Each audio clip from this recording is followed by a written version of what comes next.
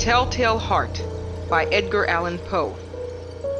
True, nervous, very, very dreadfully nervous I have been and am. But why will you say that I am mad? The disease has sharpened my senses, not destroyed, not dulled them. Above all was the sense of hearing acute. I heard all things in the heaven and in the earth. I heard many things in hell. How then am I mad? Hearken and observe how healthily, how calmly I can tell you the whole story. It is impossible to say how first the idea entered my brain, but once conceived, it haunted me day and night. Object, there was none. Passion, there was none. I loved the old man. He had never wronged me. He had never given me insult. For his gold, I had no desire. I think it was his eye. Yes, it was this. He had the eye of a vulture, a pale blue eye with a film over it. Whenever it fell upon me, my blood ran cold. And so by degrees, very gradually, I made up my mind to take the life of the old man and thus rid myself of the eye forever. Now this is the point.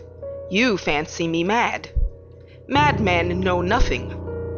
But you should have seen me. You should have seen how wisely I proceeded, and with what caution I went to work. I was never kinder to the old man than during the whole week before I killed him. And every night, about midnight, I turned the latch of his door and opened it, oh so gently.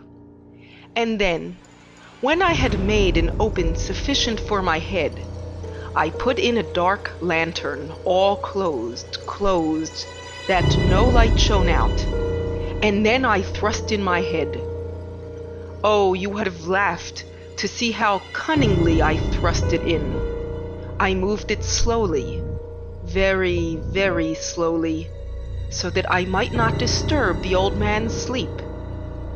It took me an hour to place my whole head within the opening so far that I could see him as he lay upon his bed. Ha! Would a madman have been so wise as this? And then, when my head was well in the room, I undid the lantern cautiously, oh so cautiously, for the hinges creaked. I undid it just so much that a single thin ray fell upon the vulture's eye. And this I did for 7 long nights, every night, just at midnight. But I found the eye always closed, and so it was impossible to do the work, for it was not the old man who vexed me, but his evil eye. And every morning, when the day broke, I went boldly into the chamber and spoke courageously to him, calling him by name in a hearty tone, and inquiring how he had passed the night. So you see, he would have been a very profound old man indeed to suspect that every night, just at 12, I looked in upon him while he slept. Upon the 8th night, I was more than usually cautious in opening the door.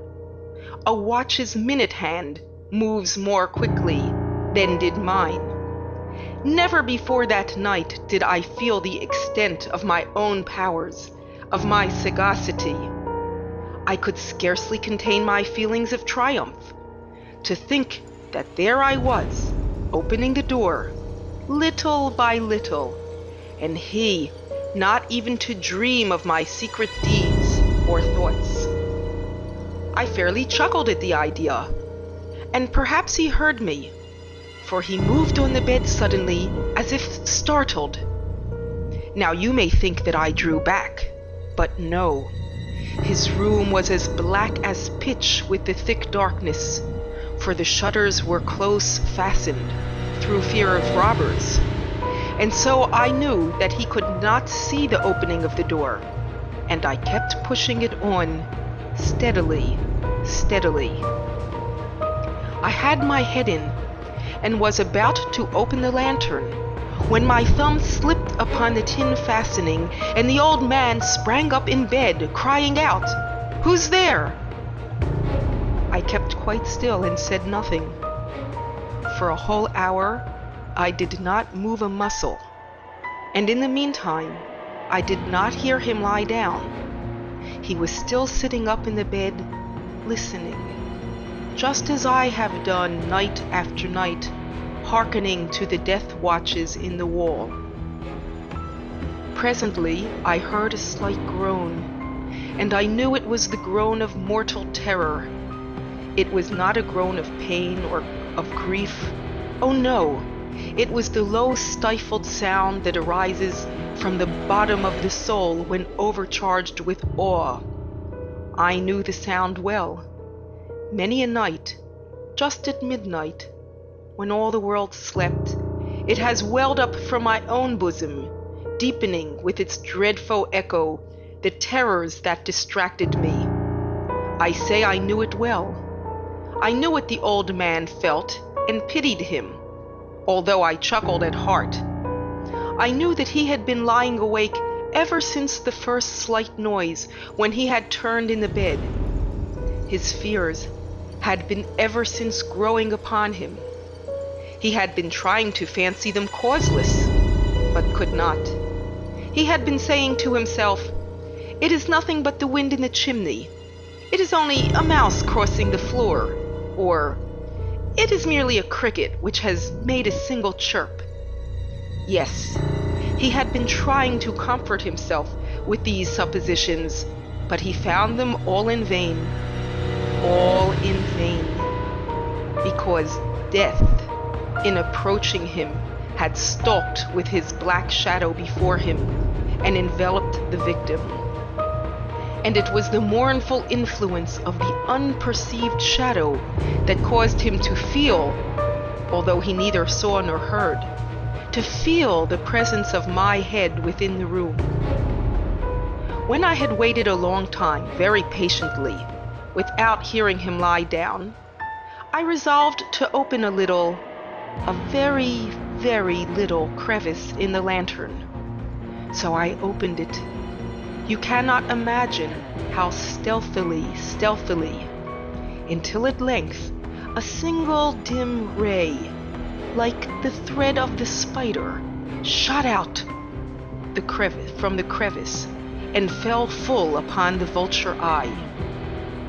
It was open, wide open, and I grew furious as I gazed upon it.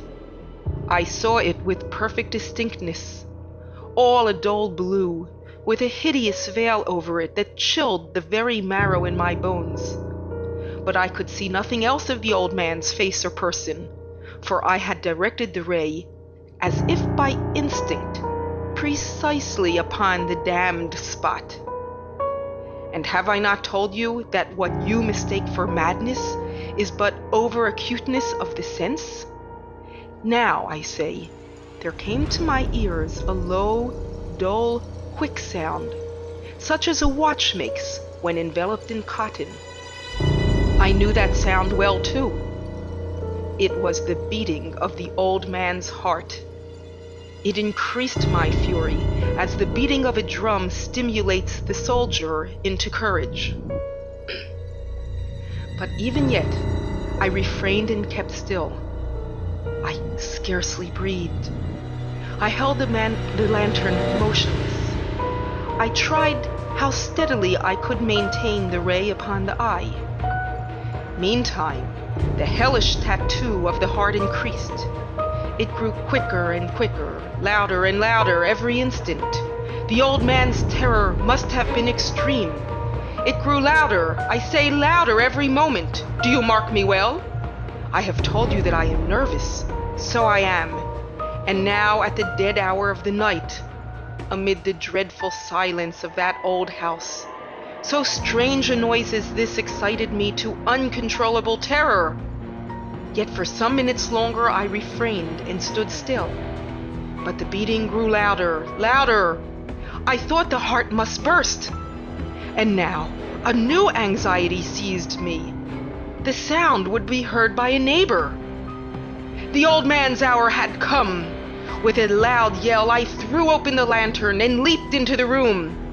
He shrieked once, only once. In an instant, I dragged him to the floor and pulled the heavy bed over him. I then smiled gaily to find the deed so far done. But for many minutes, the heart beat on with a muffled sound. This, however, did not vex me. It would not be heard through the wall. At length, it ceased. The old man was dead. I removed the bed and examined the corpse. Yes, he was stone dead. I placed my hand upon the heart and held it there many minutes. There was no pulsation. He was stone dead. His eye would trouble me no more.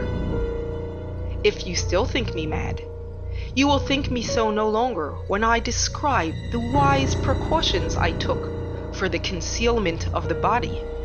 The night waned, and I worked hastily but in silence. First of all, I dismembered the corpse. I cut off the head and the arms and the legs. I then took up 3 planks from the flooring of the chamber and deposited all between the scantlings. I then replaced the boards so cleverly, so cunningly, that no human eye, not even his, could have detected anything wrong. There was nothing to wash out, no stain of any kind, no blood spot whatsoever. I had been too wary for that. A tub had caught all, ha ha! When I had made the end of these labors, it was 4 o'clock, still dark as midnight. As the bell sounded the hour, there came a knocking at the street door. I went down to open it with light heart, for what had I now to fear? There entered 3 men, who introduced themselves with perfect suavity as offers of the police. A shriek had been heard by a neighbor during the night. Suspicion of foul play had been aroused. Information had been lodged at the police office, and they, the officers, had been deputated to search the premises. I smiled, for what had I to fear? I bade the gentleman welcome. The shriek, I said, was my own in a dream. The old man, I mentioned, was absent in the country. I took my visitors all over the house. I bade them search well. I led them at length to his chamber. I showed them his treasures, secure, undisturbed. In the enthusiasm of my confidence, I brought chairs into the room and desired them here to rest from their fatigues, while I myself, in the wild audacity of my perfect triumph, placed my own seat upon the very spot beneath which reposed the corpse of the victim. The officers were satisfied. My manner had convinced them. I was singularly at ease. They sat, and while I answered cheerily, they chatted of familiar things. But ere long, I felt myself getting pale and wished them gone. My head ached, and I fancied a ringing in my ears. But still they sat and still chatted. The ringing became more distinct. It continued and became more distinct. I talked more freely to get rid of the feeling, but it continued and gained definiteness until at length I found the noise was not within my ears. No doubt I now grew very pale, but I talked more fluently and with a heightened voice. Yet the sound increased. What could I do? It was a low, dull, quick sound, much such sound as a watch makes when enveloped in cotton. I gasped for breath, and yet the officers heard it not. I talked more quickly, more vehemently, but the noise steadily increased. I arose and argued about trifles in a high key with violent gesticulations, but the noise steadily increased. Would they not be gone? I paced the floor to and fro with heavy strides, as if excited to fury by the observations of the men, but the noise steadily increased. Oh God, what could I do? I foamed, I raved, I swore. I swung the chair upon which I had been sitting and grated it upon the boards, but the noise arose over all and continually increased. It grew louder, louder, louder, and still the men chatted pleasantly and smiled. Was it possible they heard not? Almighty God, oh no! They heard, they suspected, they knew! They were making a mockery of my horror. This I thought, and this I think. But anything was better than this agony. Anything was more tolerable than this derision. I could bear those hypocritical smiles no longer. I felt that I must scream or die. And now again, hark! Louder, louder, louder, louder! Villains, I shrieked, dissemble no more. I admit the deed. Tear up the planks. Here, here. It is the beating of his hideous heart. End The Telltale Heart by Edgar Allan Poe.